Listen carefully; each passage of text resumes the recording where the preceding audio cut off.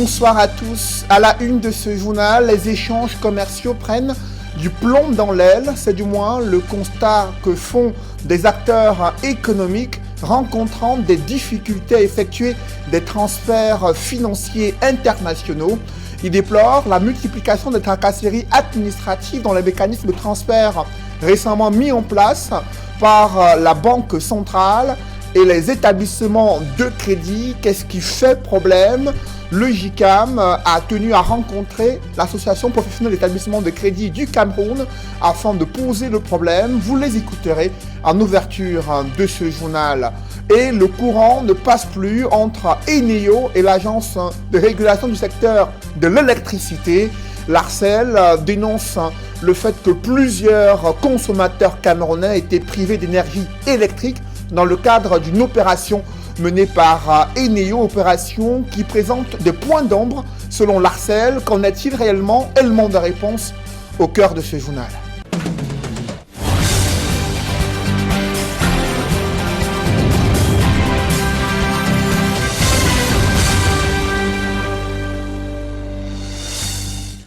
Merci de suivre cette édition complète de l'information sur Equinox Télévision. En plus de la rareté des devises, les mécanismes de transfert des fonds posent problème au secteur privé au Cameroun. Des acteurs économiques s'insurgent contre la multiplication de tracasseries administratives durant les transactions financières, lesquelles en principe devraient faciliter les échanges commerciaux, mais le système bancaire camerounais présente des pesanteurs ayant un impact négatif sur le climat des affaires. C'est du moins le constat que déplore le président du JICAM, Célestin Tawamba, et d'autres acteurs économiques. Ils ont tenu à le faire savoir à l'Association professionnelle des établissements de crédit du Cameroun, l'APECAM, et laquelle association s'est retournée vers la Banque centrale. Explication avec Innocent Abega et Jean-Paul Chouniat. Mise à genoux depuis 13 mois par les effets dévastateurs de la pandémie à coronavirus, les entreprises privées viennent de voir la Banque centrale de la CEMAC leur passer une nouvelle corde autour du cou pour les étrangler dans leurs activités. Nous comprenons ces mesures de contrôle, mais doivent se faire en tenant compte de l'activité économique. On ne peut pas admettre qu'en ce moment où on accompagne les entreprises partout dans le monde, qu'on se retrouve dans notre environnement en train de mettre des mesures qui bloquent l'activité économique. Ce n'est pas concevable. La Banque des États de l'Afrique centrale, la BEAC, a bloqué tous les transferts de fonds, pourtant incontournables dans les transactions financières entre les entreprises et leurs fournisseurs. Nous comprenons ces mesures de contrôle, mais doivent se faire en tenant compte de l'activité économique. On ne peut pas admettre qu'en ce moment où on accompagne les entreprises partout dans le monde, qu'on se retrouve dans notre environnement en train de mettre des mesures qui bloquent l'activité économique. Le coup de massue de la BEAC, c'est l'augmentation des coûts de ces transferts à un taux de 0,5%. Le patronat camerounais est dans tous ses états pour la brutalité de cette nouvelle réglementation en zone CEMAC. Loin de nous d'accepter des entreprises qui ne respectent pas les règles. Mais on ne peut pas venir dans un contexte comme celui-ci, durcir les mesures justement d'importation. On ne peut pas aujourd'hui concevoir également que l'on augmente les coûts de transfert au moment où on a besoin d'assouplir, de réduire les coûts dans notre économie. Face à une asphyxie qui s'apparente à une mort programmée des entreprises, le JICAM dans l'urgence saisit les banquiers pour voir clair dans cette sentence de la BEAC, jugée suicidaire pour les activités des entreprises. Reconnaissant fonder les plaintes des entrepreneurs camerounais, la PECAM sans solution se déclare incompétente pour régler cette préoccupation légitime des opérateurs économiques camerounais. Il y a certainement des problèmes au niveau de la mise en œuvre de cette réforme qui, il faut le reconnaître, elle est rigide, elle se met en place avec beaucoup de rapidité et donc tous les acteurs n'ont pas pris la mesure. Dans cette situation de vie ou de mort, la PECAM penche pour la création d'un cadre de concertation et de dialogue en vue d'épargner les entreprises de toute éventuelle cessation d'activité. Nous allons continuer à accompagner nos clients et puis à échanger avec la Banque centrale pour que des mesures d'assouplissement, si elles sont possibles, qu'elles soient prises. C'est l'action que nous allons conduire avec le président du JICAM auprès du gouverneur de la Banque centrale pour lui expliquer. Au-delà de cet espoir attendu de la BEAC et la Commission bancaire de l'Afrique centrale, les entreprises foudroyées par la Covid-19 se plaignent aussi des mesures d'accompagnement du gouvernement qui tardent à se concrétiser pour réoxygéner les entreprises en pleine agonie. Du moins les 500 milliards de francs CFA de fonds publics mis à disposition pour soutenir le secteur privé. Le recours à ces milliards reste au bon vouloir des banques commerciales d'en juger nécessaire le besoin ou pas. Dans la complexification de toutes ces démarches réglementaires et procédurières, les entreprises camerounaises sont aujourd'hui à la croisée des chemins, à bout de souffle, entre survie et faillite. S'indigne le mouvement patronal. Je vous le disais en titre, le courant ne passe pas entre Eneo et l'agence de régulation du secteur de l'électricité. Le régulateur dénonce le refus d'Eneo de mettre fin à une opération qui, selon Arcel, viole les droits de certains consommateurs, accusés souvent à tort de fraude et victimes de coupures de leur alimentation en énergie électrique. En clair, l'Arcel somme Eneo de rétablir ses clients lésés et menace de mettre fin ou de suspendre l'opération de lutte contre les pertes non techniques initiée par l'entreprise Eneo. D'autres détails avec Marcelin Gansop. La correspondance, qui est en réalité une sommation servie à Eneo, fait suite à un certain nombre de manquements et de dérives, lesquels ont été constatés à la suite de la mission conjointe Arcel-Eneo, dont le but était de procéder à la vérification contradictoire des installations électriques de certains clients taxés de fraudeurs. Il ressort des investigations menées sur le terrain, le non-respect de l'article 13 du règlement du service de distribution publique d'électricité, lequel définit clairement les actes constitutifs de fraude. Qui plus est, le régulateur a constaté que les opérations de lutte contre les pertes non techniques étaient conduites par des personnes non autorisées, en l'absence des huissiers de justice, experts techniques, officiers de police judiciaire et autres agents assermentés d'Eneo. À ces violations s'ajoute le défaut d'utilisation des compteurs témoins et la suspension de la fourniture d'énergie électrique auprès des clients soupçonnés de fraude. Or, l'article 9.2.4 du règlement de service dispose que tout différend relatif à la régularisation peut être soumis à l'Arcel. Dans ce cas, Eneo ne doit pas interrompre la fourniture de l'énergie électrique tant que la procédure de conciliation auprès du régulateur n'est pas parvenue à son terme.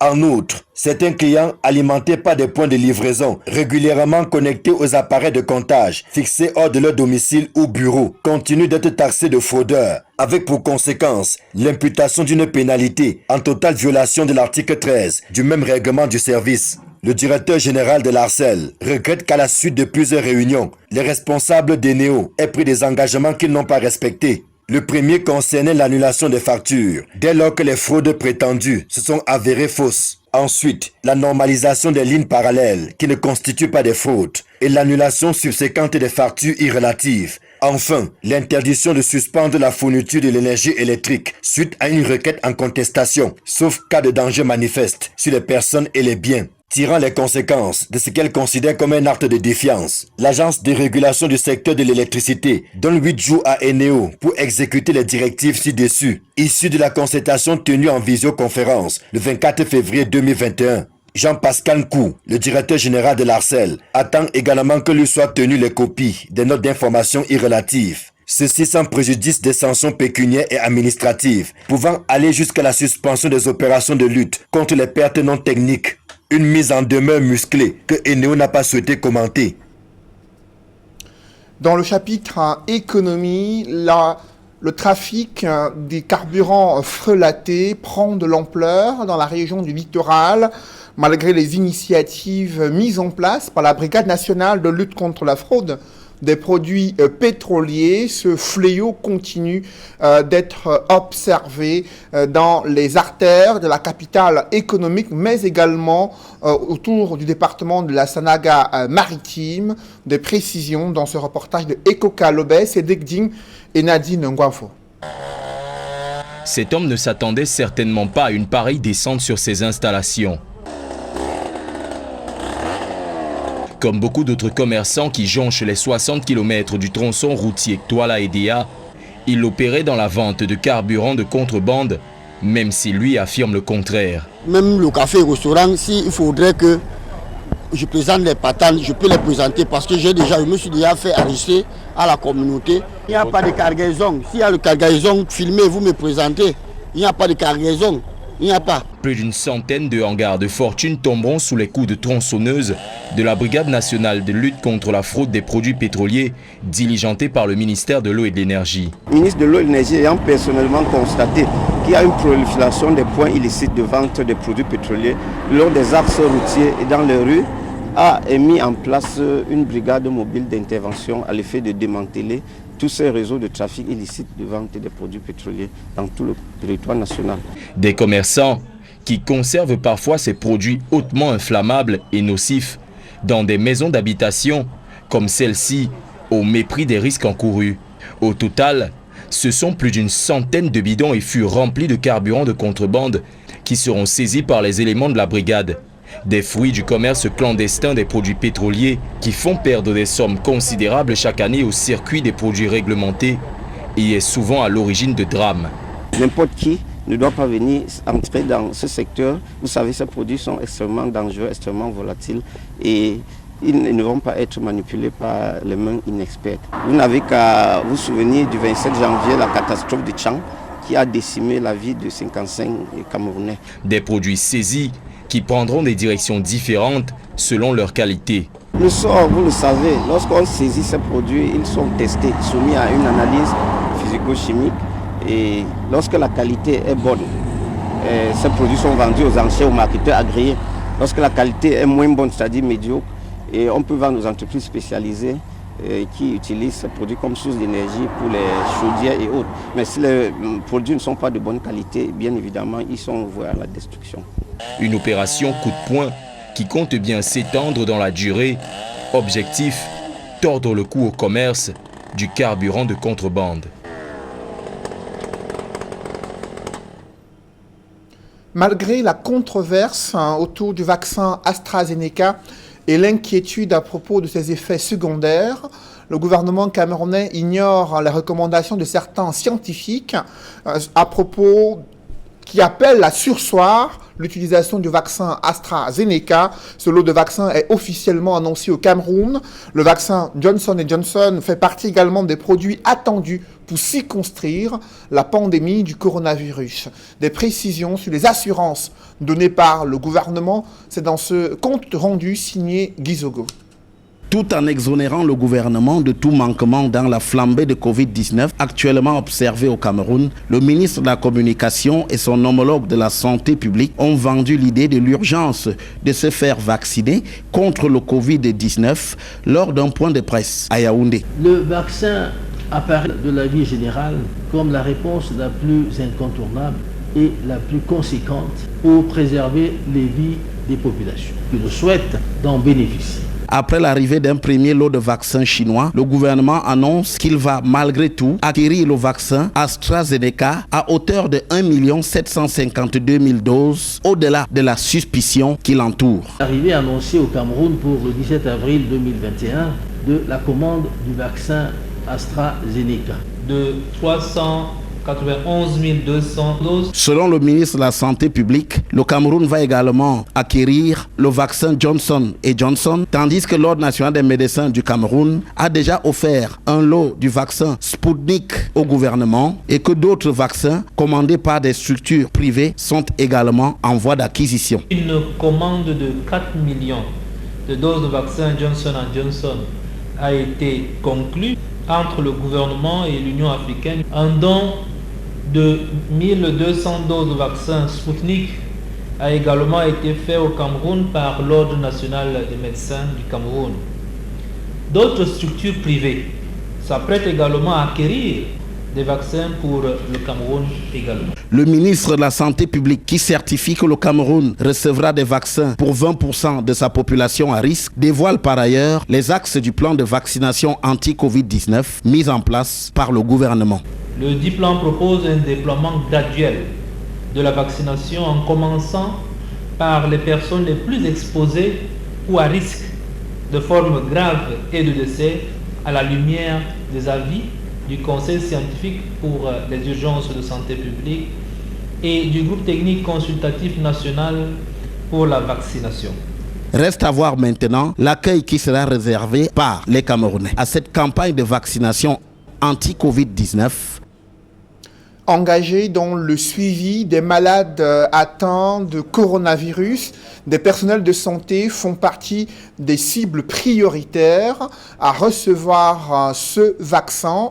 Illustration à l'hôpital gynéco-obstétrique de Yassa à Douala, où les personnels de santé se sont vus administrer le vaccin anti-Covid-19. C'était en présence du ministre de la Santé, Manaouda Malachié, qui a également profité de sa présence à Douala afin d'apprécier la structure, le centre des maladies respiratoires du docteur Tengan, une structure engagée également dans la lutte contre la pandémie du coronavirus. D'autres détails avec Nadine Yambou. Devant les caméras, la toute première dose du vaccin contre le coronavirus est injectée à Douala. Et c'est le préfet du Vouré, Benjamin Boutou, qui se prête en premier à cet exercice pour, dit-il, montrer l'exemple. Les pouvoirs publics ne peuvent pas nous envoyer un produit qui soit nocif. Moi, je ne pense pas à un pouvoir public qui souhaiterait voir sa population périr. Donc les gens doivent être rassurés que c'est des vaccins qui sont fiables, tels que la société scientifique nous l'a fait savoir. Et c'est ainsi que moi je me suis décidé à prendre ce vaccin. Cette première injection marque ainsi le coup d'envoi de la campagne de vaccination des personnels de santé travaillant dans le suivi des malades de coronavirus. À l'hôpital gynéco-obstétrique de Yassa, les responsables affirment qu'un dispositif de veille sanitaire est mis sur pied pour suivre d'éventuels cas d'effets secondaires qui pourraient surgir.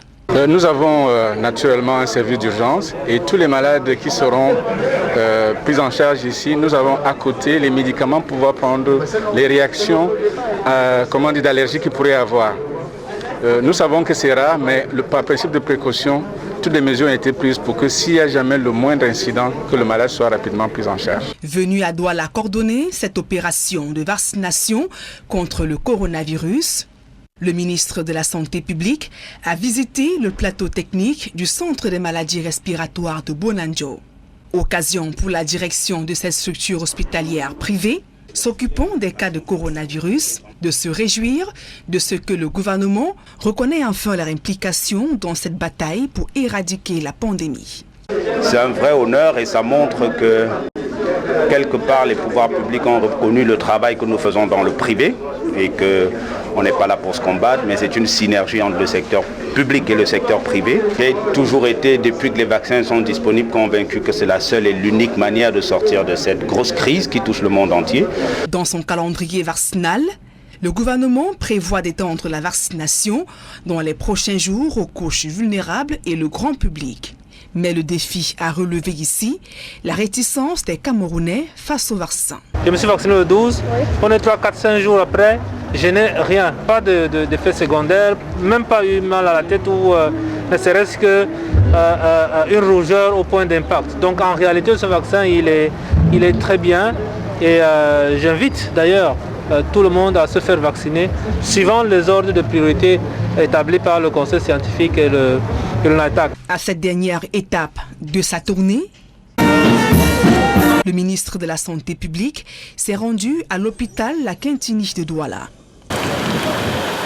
Où plus de 1800 agents de santé sont ciblés aussi qu'au-delà de ce que nous avons aujourd'hui, durant cette première phase de la vaccination contre le coronavirus.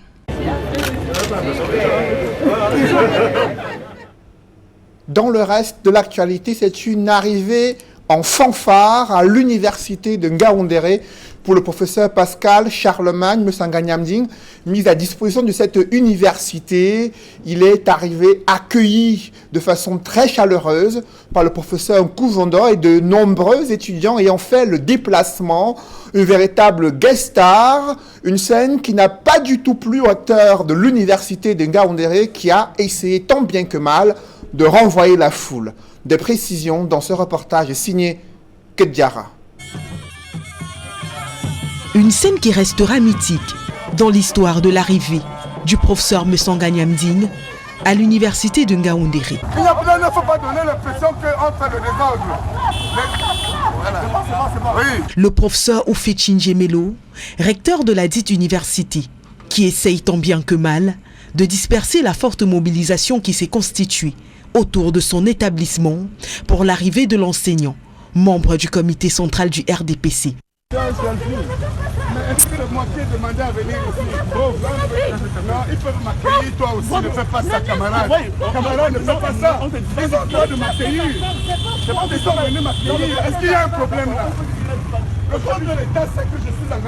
S'ensuit un bref échange. Le professeur Mesanga Nyamding tente de calmer le jeu à sa manière, mais c'est peine perdue. Il remonte dans son véhicule, puis s'en va. Quelques minutes plus tôt, une foule de personnes était réunie autour de lui afin de lui souhaiter la bienvenue au sein de l'université et même dans la localité. Vous avez vu, j'ai craché une larme. Je n'ai rien organisé au départ. Je suis entré à Garoua parce qu'à Garoua, on m'a fait état de ce que 5000 personnes m'attendaient à l'aéroport. Je devais prendre mon vol lundi, j'ai détourné le vol. Je suis venu mercredi dans la nuit. Et j'ai voulu faire la même chose en Gaoundéré, mais regardez tous ces enfants. Et j'ai été touché. Durant le bain de foule, l'homme politique recadre les choses autour de son affectation à polémique. Je vous dis bien acharnement politique d'une haute personnalité, proche du chef de l'État, qui, pour des raisons d'opinion et pour des raisons de débat, dans un cadre de débat politique, qui a décidé effectivement de me punir, de me sanctionner, de me transférer. Or, je voudrais corriger quelque chose. Je ne suis pas affecté. Pour mémoire, c'est le 22 mars dernier que le professeur Pascal Mesanga Nyamding, alors enseignant à l'Institut des Relations Internationales du Cameroun, a été mis à disposition de l'annexe de l'université de Ngaoundéré basée à Garoua, ceci à travers une décision du ministre de l'Enseignement supérieur, Jacques Famendongo. Le Cameroun pourrait s'inspirer de ce modèle d'organisation du secteur des mototaxis au Bénin. Dans ce pays d'Afrique de l'Ouest, les populations ne se déplacent pas en taxi, c'est plutôt à l'aide des motos appelées ZIM. Ces engins à 2 roues travaillent dans des périmètres bien circonscrits. Chaque périmètre a sa difficulté. La découverte des ZIM au Bénin, c'est avec nos envoyés spéciaux Emmanuel Diop et Aïk Cyril. C'est le principal moyen de transport au Bénin. Les taxis sont tellement rares que l'on a l'impression que pour celui qui ne dispose pas d'un véhicule personnel, il n'a pas d'autre choix que les mototaxis pour se déplacer au Bénin. Vous les appelez mototaxis ou benskin encore de manière prosaïque au Cameroun, mais sachez qu'au Bénin, le nom change. Ici, on parle plutôt de ZIM. Nous allons prendre quelques conducteurs de ZIM, c'est le cas de le dire. Nous sommes dans la commune de Sémékonji, nous sommes à quelques enclavures de la frontière entre le Bénin et le Nigeria. Vous confirmez qu'ici on parle bien de... Ce sont les ZIM, ce ne sont pas les mototaxis comme ça se dit ailleurs. Bon, ici c'est ZIM, appelé taxi moto. Bon, on transporte les hommes, les femmes, les petits. Il n'y a pas de taxi dans la ville pour se déplacer. Beaucoup de gens préfèrent utiliser les ZIM. Les ZIM, oui. Il n'y a pas de taxi dans le village. Donc c'est taxi moto qui amène les gens au bord du goudron pour prendre un véhicule pour aller au véhicule. Donc vous ne pouvez pas aller travailler du côté de Cotonou, vous êtes organisé, vous travaillez uniquement dans cet espace-ci. Oui, on ne peut pas aller à Cotonou parce qu'on n'a pas les habits de Cotonou. On n'a pas les uniformes de Cotonou. Cotonou est un autre département. Nous sommes dans le département Womé Plateau ici. On porte les chemises bleues. Justement, vous constatez qu'ils ont les uniformes bleus. C'est l'uniforme qui a été adopté ici. Pourquoi le bleu? Oui. Pourquoi le bleu? Parce qu'il y a déjà d'autres couleurs ailleurs. D'autres couleurs ailleurs. Cotonou, par exemple, il y a chemise jaune. Donc, c'est pour distinguer Cotonou et Port-Nouveau.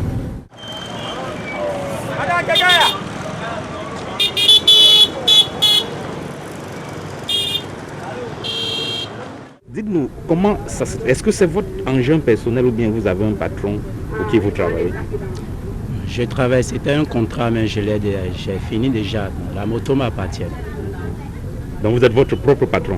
Oui. Comment vous travaillez par jour? Vous venez le matin, vous rentrez le soir, ou bien vous devez vous reposer à midi? Comment votre journée est-elle organisée? Selon moi, mon programme, quand je viens le matin, déjà à 18h, moi je finis et je rentre chez moi. Donc, si je n'ai pas d'autres programmes personnels, donc ça fait au lendemain que je sors. La recette, c'est consistant quand même, vous travaillez beaucoup d'argent? Bon, je ne plains pas parce que le temps, tout le monde sait que la crise économique est partout dans le monde maintenant. Mais le peu que je trouve m'aide à satisfaire mes besoins financiers. Vous attendez les clients ou alors vous-même vous allez chercher certains clients? Chez nous ici, on s'est organisé d'une manière et truc là parce qu'on fait le tour. Si les clients viennent là, c'est celui qui est devant là qui part premièrement. Donc ainsi de suite. Donc on attend les clients. Vous constatez donc qu'ils sont suffisamment bien organisés ici à Porto Novo, ou plus précisément dans la commune de Semekonji. Nous allons nous-mêmes prendre un ZIM. Nous allons nous rendre du côté de Cotonou pour voir également comment ils sont organisés là-bas.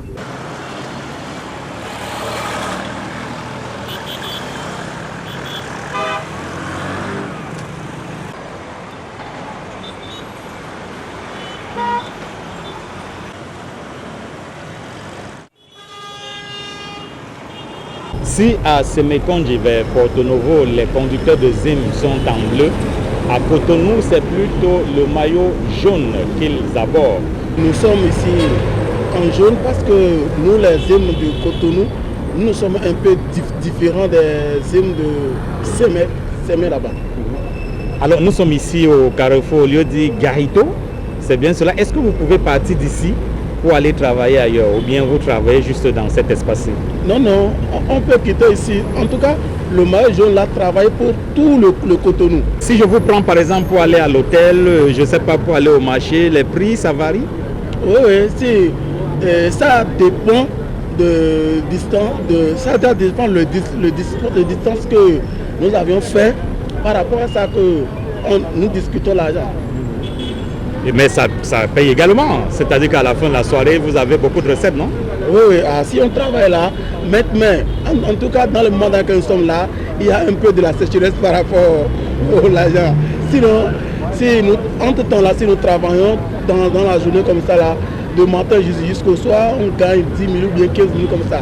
Mais actuellement là, c'est à peu près 5 000 comme ça, on nous gagne dans la journée. Alors on a constaté également que sur le dos, il y a des codes. Alors les numéros que vous avez là, c'est l'immatriculation, ça correspond à quoi les numéros que vous avez? C'est le numéro d'immatriculation du mairie. Ça veut dire que la mairie reconnaître que le numéro là maintenant, si en cas de caisse il y a quelques problèmes qui se posent, si le ZEMFU, si on prend le numéro là, si tu vas à la mairie, on va voir l'intéressé. Par exemple, le numéro là maintenant, la mairie sait que c'est moi qui ai su ce numéro. Si tu me cherches, si tu vas là-bas, si tu écris le numéro là à la mairie, la mairie reconnaît que c'est telle personne qui a ce numéro. Donc n'importe où que moi je vais partir là, si tu vas à la mairie, tu cadres le numéro là, tu dois me trouver. Autre particularité pour les conducteurs de ZIM à Cotonou et même dans le Bénin tout entier, ce sont les casques que ces conducteurs-là abordent. Alors, les casques que vous mettez, pourquoi vous mettez ces casques? Le casque là, c'est bon. Même si ce n'est pas à faire d'accident, c'est bon pour protéger nous à cause du soleil, à cause de la pluie. C'est bon pour protéger nous les ZIM quoi. Alors, c'est la mairie qui vous a obligé, qui exige les casques ou bien chacun de manière volontaire a choisi de mettre un casque? C'est l'État qui a dit de porter casque. Forcé, si tu ne portes pas, les policiers vont te arrêter quoi. Mais tout le monde, c'est l'État qui a dit que tout le monde n'a qu'à porter casque. Il y a des pénalités qu'il faut payer lorsque la police vous arrête? Oui, si tu t'attrapes, tu t'as amené ton moto au commissariat, au moins tu vas payer 5 000, 6 000 avant de libérer ta moto quoi. Les taxis sont pratiquement inexistants au Bénin. Les quelques voitures jaunes que l'on rencontre ici coûtent excessivement cher en termes de tarifs Du coup, les populations se ruent vers les hymnes pour leur déplacement. De Cotonou au Bénin, Emmanuel Diop, Aïk Cyril, Equinox Télévision. Mesdames, messieurs, c'est la fin de ce journal. Merci de l'avoir suivi. Juste après cette édition de 20h, retrouvez Serge Alain Otto et ses invités pour le débrief du journal sur le plateau d'Equinox Soir. Le ministre de la Santé, de passage à Douala, dans la région du littoral, rassure les populations parce que 3 jours après s'être fait vacciner, il dit aucun effet secondaire sur lui. Ce sont ces propos du ministre Manaouda Malaché afin, vous l'avez dit, de rassurer les Camerounais, mais aussi le personnel de santé qui est prioritaire dans le cadre de cette vaccination anti-Covid-19. Vous avez vu le préfet du Vouri qui s'est prêté à l'exercice, ainsi que les premiers responsables de l'hôpital gynéco-obstétrique de Yassa, l'hôpital La Quintini, qui est un centre également de vaccination contre la pandémie de coronavirus, accordera la priorité à son personnel de santé et d'autres personnels de santé qui veulent bien se faire vacciner et se protéger contre le Covid-19. Le professeur Pascal Charlemagne Messanga Nyamding a rejoint l'annexe de l'université de Ngaoundéré. Nous sommes bel et bien à Garoua. Il va d'abord faire escale, vous l'avez dit, au campus de l'université de Ngaoundéré, dans la région de l'Adamawa. Il a été accueilli en grande fanfare. On a vu le professeur Kouvando qui est venu lui remettre une toge, une mobilisation des étudiants curieux, des fans de ces passages médiatiques sur les antennes d'Equinox ou sur d'autres chaînes de télévision. Et à la surprise, c'est le recteur, madame le recteur de l'université de Ngaoundéré qui est sorti du campus afin de marquer son désaccord vis-à-vis de cette mobilisation autour du professeur Pascal Charlemagne Messanga Nyamding.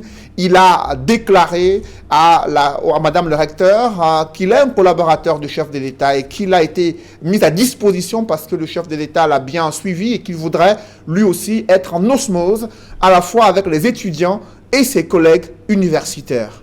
Donc vous voulez dire, Cédric Noufélé, que le recteur de l'université de Ngaoundéré est venu interdire la manifestation parce qu'elle n'était pas déclarée?